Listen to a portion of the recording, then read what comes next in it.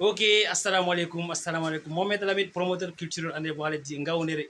E mi wari ha visite studio Samili Ngomma mi fototiri bo artiste en wari be Yaya MSK ɓe ngadi gimol barka da sallah mi dawake fortaniyam sosai e Amin serata ko ɗuɗa jice lamin sel jam to ala lami ɗo dir ko ɓe wiyata l'union fait la force nanni ɓe grand frère amin ni ɗo wato walla muy mo ñonta DP Amaro ware mo lamin emtirim ɗo e voilà mojo min danejo min ɗo hawri waɗa gimi barka de sallah min ɗo e studio ko passalni lingomba ok les grands Sammy Lingomba. ok Hadja la rose du camin kay casquette ɓe yiyatama ko ɗum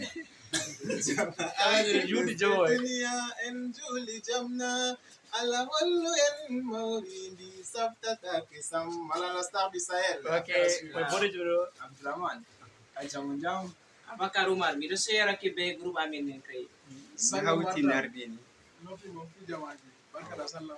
ok ngaɗanen refrain gotel je gima man ɗone Amadana julde sumai en juli jamna beles de dunya barka da sallah mo.